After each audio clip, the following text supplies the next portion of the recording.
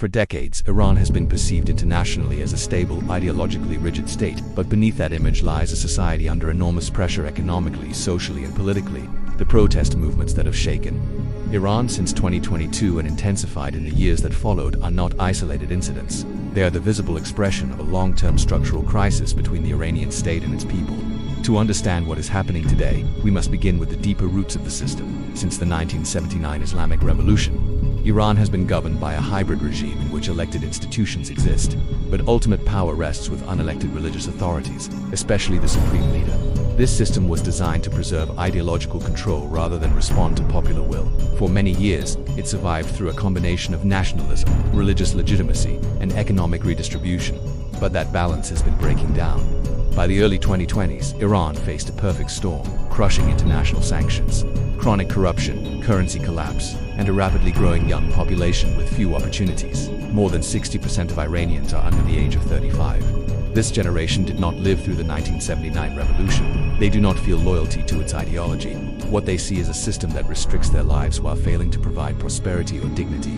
This tension exploded in September 2022 with the death of Mahsa Amini. Mahsa Amini was a 22-year-old Kurdish Iranian woman who was arrested by Iran's morality police for allegedly wearing her hijab improperly. Within hours of her detention, she was hospitalized.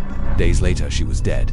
Authorities claimed she had suffered a medical condition. Witnesses said she was beaten, but Mahsa's death was not just a tragedy, it was a catalyst. Within days, protests erupted across Iran.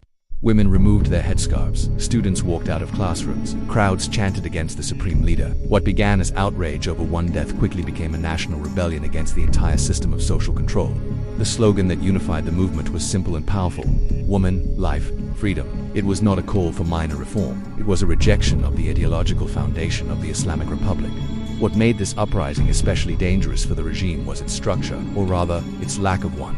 There was no central leadership to arrest, no political party to ban.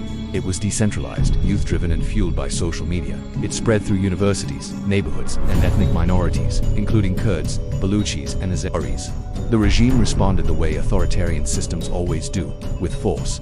Security forces used live ammunition, mass arrests, internet shutdowns, and intimidation. Hundreds were killed. Thousands were imprisoned. Some were executed after rushed trials.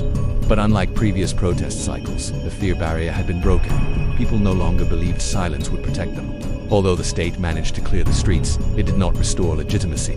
Then came the economic collapse. By 2024 and 2025, Iran's currency had plunged to historic lows. Inflation soared. Food, medicine, and housing became unaffordable for millions. Even middle-class families struggled to survive. This time, protests were not just driven by social repression, they were driven by survival. What began in Tehran's Grand Bazaar quickly spread nationwide. Shopkeepers closed, oil workers threatened strikes, students joined labor protests. The movement was no longer just symbolic, it was economic warfare against the state. And that is what made it strategically dangerous. Modern regimes do not fall when people protest, they fall when economic networks stop working. When merchants, transport workers, and energy sectors refuse to cooperate, the state's ability to function collapses. The Iranian government knows this. That is why it has increasingly relied on the Revolutionary Guard, not just as a military force, but as an economic one. The IRGC controls major industries, ports, construction firms, and smuggling networks. As civilian governance weakens, the state becomes more militarized. This means Iran today is not becoming more stable, it is becoming more brittle. At the same time, these protests have major geopolitical implications. Iran is not just any country, it is the central node of a regional power network that includes Hezbollah in Lebanon, militias in Iraq, forces in Syria, and the Houthis in Yemen. All of these groups depend on funding, weapons, and coordination from Tehran. When Iran is consumed by internal unrest, its ability to project power declines. Money that would go to foreign operations must be used to pay security forces at home. Political leaders become risk-averse, strategic planning gives way to regime survival. This is why regional rivals like Israel and Saudi Arabia closely monitor Iran's domestic stability. A weaker Iran is less capable of shaping the Middle East. But there is also a deeper historical layer. Every authoritarian regime faces a moment when repression no longer produces obedience. Iran may not collapse tomorrow, but it is now locked into a cycle of recurring unrest, economic decay, and rising coercion. Each cycle leaves it weaker than before.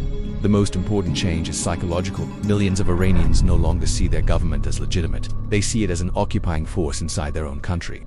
And once that belief spreads through a society, it never fully goes away. The streets may fall silent, but the system underneath is cracking. Iran today is not just experiencing protests. It is experiencing a slow, irreversible erosion of state authority, and history shows that when that process begins, the outcome is never simply a return to normal.